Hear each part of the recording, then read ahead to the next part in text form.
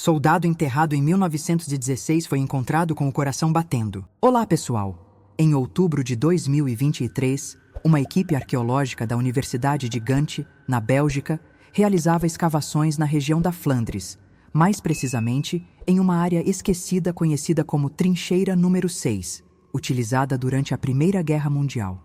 O ambiente era inóspito e carregado de umidade constante. O solo lodoso dificultava os movimentos e os ventos cortantes atravessavam as camadas de roupas como lâminas finas. Os arqueólogos trabalhavam há 14 dias seguidos, sem grandes descobertas, até que um sinal inesperado mudou o curso da expedição. O georradar, operado por técnicos especializados, detectou uma anomalia a aproximadamente 3 metros de profundidade. O que chamou a atenção não foi a presença de metais ou restos de construção, mas a densidade biológica incomum do objeto enterrado. O sinal indicava algo orgânico, inteiro, e isso gerou inquietação entre os pesquisadores. Elias de Smet, o mais novo integrante da equipe e aluno de pós-graduação, recebeu a tarefa de iniciar a escavação naquele ponto. Sua ansiedade era evidente, mas ele manteve a compostura. Elias começou retirando a terra aos poucos com a pá, mas logo sentiu resistência. A textura do objeto encontrado era estranha, densa, mas macia. Imediatamente largou a ferramenta e passou a usar as mãos, sentindo o peso e a temperatura do solo. Ao remover cuidadosamente as últimas camadas de lama, deparou-se com algo que jamais esperaria encontrar: uma mão humana. Porém, não era uma ossada. Era carne. Pele íntegra, pálida, quase translúcida. Não havia odor de putrefação. A mão estava estendida, como se esperasse ser segurada. O restante do corpo foi revelado em questão de minutos, com o auxílio cauteloso dos demais arqueólogos. Tratava-se de um soldado francês, com uniforme parcial da época da Primeira Guerra Mundial. O tecido estava rasgado por estilhaços e a superfície mostrava sinais de tensão, mas nenhuma marca de sangue. O corpo não apresentava rigidez ou coloração cadavérica. Era como se houvesse sido colocado ali momentos antes. A estranheza pairava no ar, e o silêncio entre os presentes parecia mais pesado do que o próprio solo. Entre os membros da equipe estava Jan Lauwers, um ex-médico militar com décadas de experiência. Sem hesitar, ele utilizou um equipamento portátil de monitoramento de sinais vitais, algo simples, geralmente usado em exercícios de simulação médica. Encostou o sensor na lateral do pescoço do corpo, mais por protocolo do que por esperança. Porém, ao observar a leitura, seu rosto perdeu a cor. O visor indicava 42 batimentos por minuto. Lentamente, firmes, constantes. Sem variações típicas de falha técnica. Elias, descrente, repetiu o teste com outro aparelho. O resultado foi o mesmo. O soldado não respirava, não se movia, mas seu coração batia como se estivesse vivo. A perplexidade tomou conta do grupo. Quando uma lanterna foi direcionada para o rosto do soldado, os olhos se abriram com lentidão. As pupilas dilataram, reagindo à luz. Não houve expressão facial, mas o movimento ocular indicava um reflexo tipicamente observado em organismos vivos.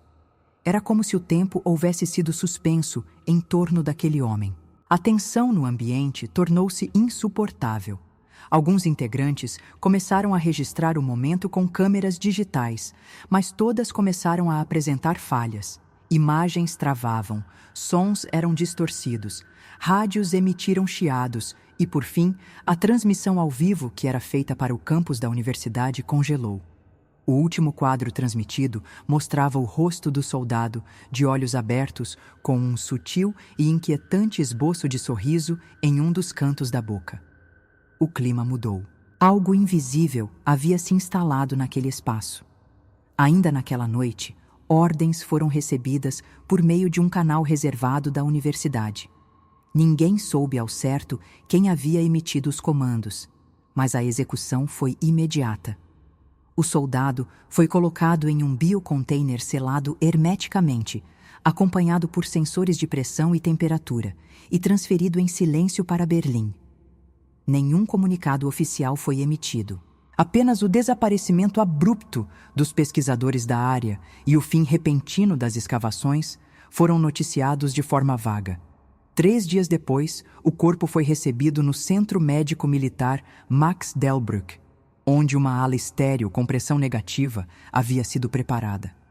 Apenas membros autorizados com credenciais de alto nível tiveram acesso à sala. O caso foi registrado como Caso 016. Logo nos primeiros testes, os equipamentos mostraram limitações. Nenhum método tradicional de análise conseguia detectar respiração, oxigenação ou metabolismo.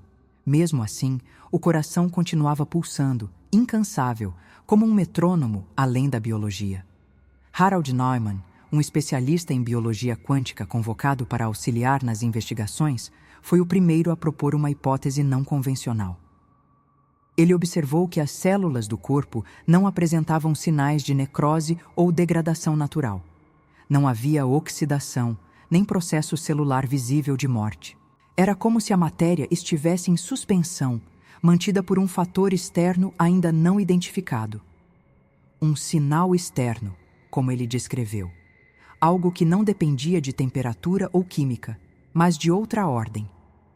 Uma amostra de sangue revelou um líquido escuro, espesso, com níveis extremamente elevados de ferro. A sequência genética do indivíduo estava intacta, mas apresentava alterações em regiões tradicionalmente ignoradas pela ciência, o chamado DNA lixo. Essas áreas mostravam um padrão incomum, como se codificassem uma informação, uma espécie de sequência lógica sem função conhecida. Pesquisadores começaram a cruzar esses dados com bancos genéticos históricos e linguísticos, em busca de paralelos esquecidos. Durante a tentativa de realizar uma ressonância magnética, os sistemas travaram. Todos os monitores congelaram simultaneamente por 4 segundos, e as luzes da sala piscaram como se houvesse uma pane elétrica. Quando os equipamentos voltaram ao normal, a imagem no monitor principal não era um padrão cerebral, mas um mapa antigo, desenhado em vermelho intenso. Sobre ele, o símbolo de 3 espirais entrelaçadas, idêntico aos encontrados em inscrições megalíticas de culturas celtas. A inquietação aumentava a cada teste. Harald resolveu então aplicar impulsos elétricos mínimos em regiões do cérebro associadas à audição. O estímulo era de apenas 3,2 miliamperes. Quando o pulso foi ativado, os olhos do soldado se abriram com clareza. Ele encarou Harald por vários segundos, sem piscar, e então, através de um receptor neuroacústico que captava sinais elétricos cerebrais, emitiu uma frase. Você não deveria ter feito isso, Harald.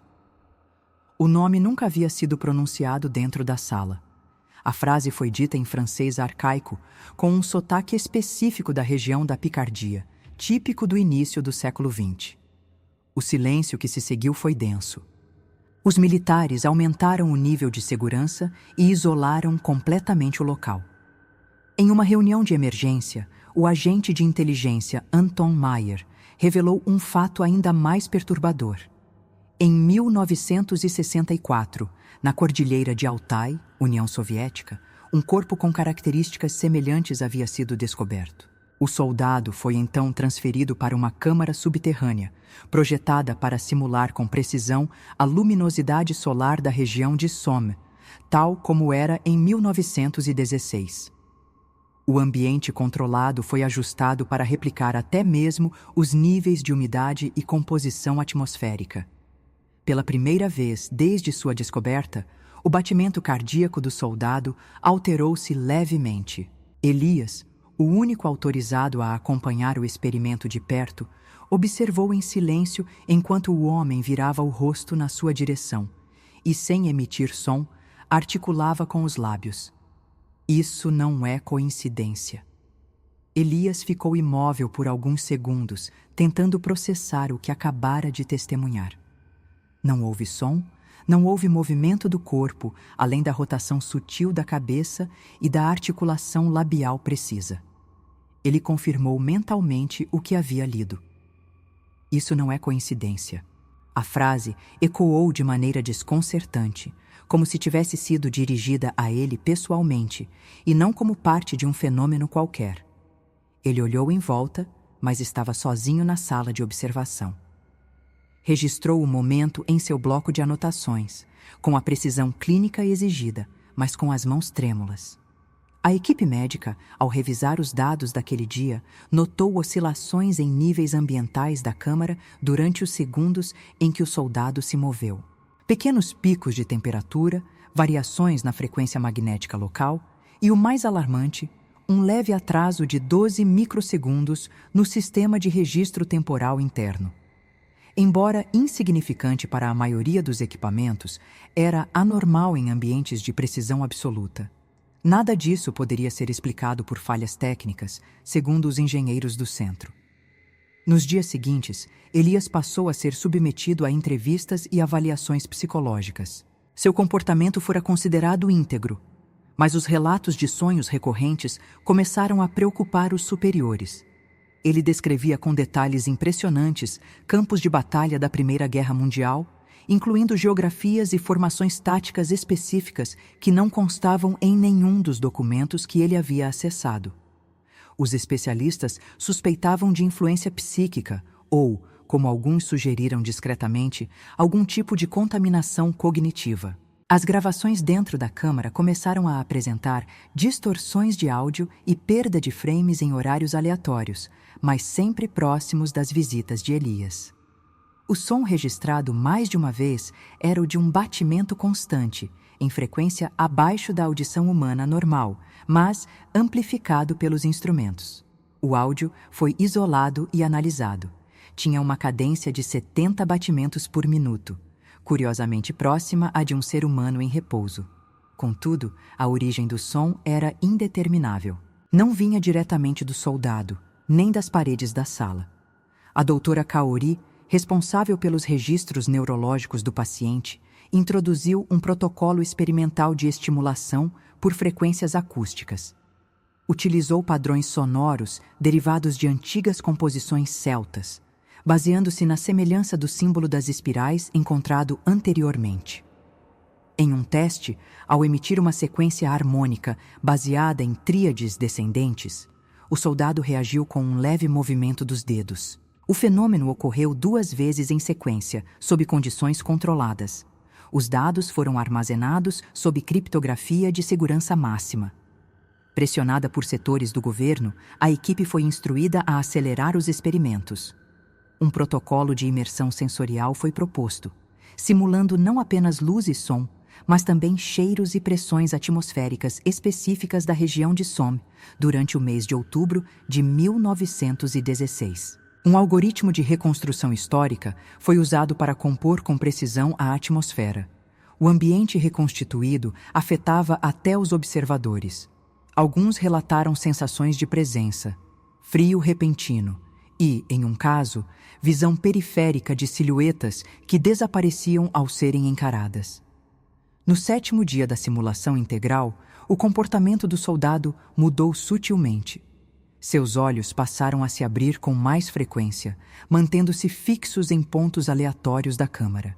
Não falava, não piscava, mas a atividade neural monitorada por magnetoencefalografia indicava padrões compatíveis com estados de vigília. O mais perturbador foi quando os sensores registraram uma elevação discreta da pressão arterial interna, algo biologicamente incompatível com um corpo que não apresentava sinais respiratórios ou metabólicos comuns.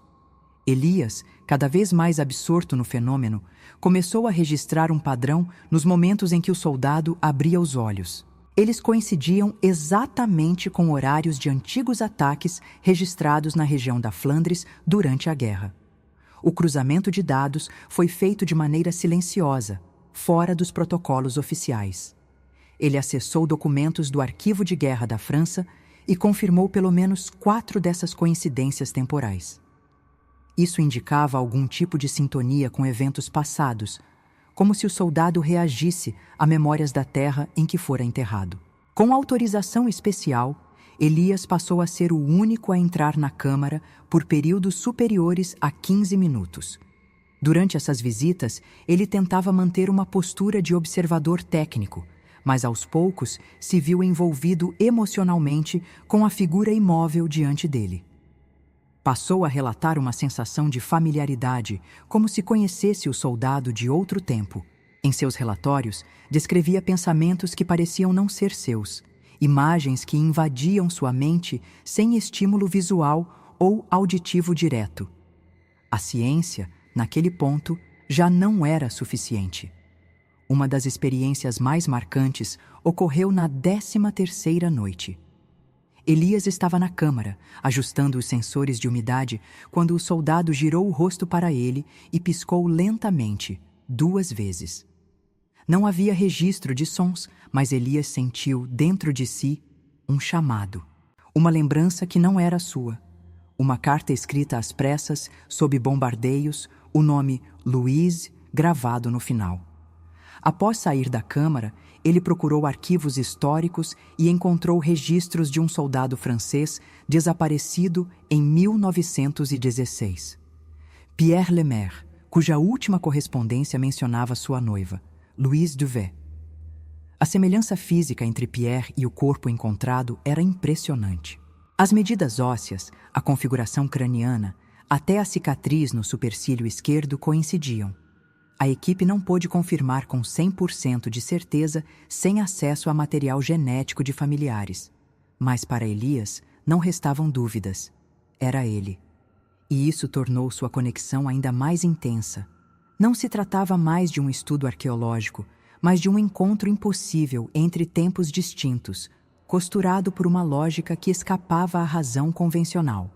O Comando Superior autorizou a manutenção da simulação por tempo indeterminado.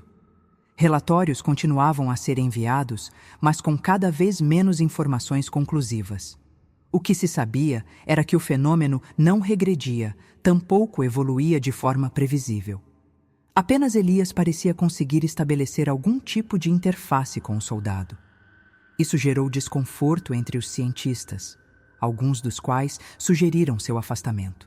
Mas foi decidido que, até segunda ordem, ele permaneceria como observador exclusivo da Câmara. Certo dia, ao final de uma visita, quando a simulação havia sido interrompida temporariamente por falha elétrica, Elias permaneceu por mais de 30 minutos dentro da Câmara. Não houve comunicação visível, mas ao sair, ele anotou em seu caderno uma única frase, que mais tarde foi fotografada pelos supervisores. Ele está esperando algo. Nenhum outro detalhe foi fornecido. Na gravação, nota-se que Elias passa os últimos 5 minutos apenas olhando fixamente para o rosto do soldado, sem piscar, como em transe leve. Os sinais cardíacos do soldado continuavam constantes, mas um novo fator surgiu no dia seguinte.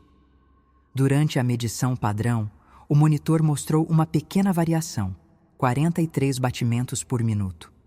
Um único batimento a mais. Pode parecer insignificante, mas para uma entidade cuja constância havia sido absoluta, isso representava uma quebra de padrão inédito. O ambiente inteiro da câmara parecia ter se adaptado a esse novo ritmo. A luz oscilou levemente e o sistema de filtragem ativou sem comando direto. Elias, ao observar a nova leitura, não demonstrou surpresa. Anotou cuidadosamente os dados, retirou os sensores do soldado e, antes de sair da sala, olhou uma última vez para ele. O soldado virou o rosto com extrema lentidão, encarando-o diretamente. Não havia voz, não houve movimento labial, mas Elias compreendeu a mensagem. Isso não é coincidência. Desta vez, ele não apenas ouviu com a mente, mas sentiu em cada parte do corpo. E, ao sair, não procurou respostas em livros ou arquivos. Apenas ficou em silêncio, como alguém que pela primeira vez entendeu o que não pode ser explicado.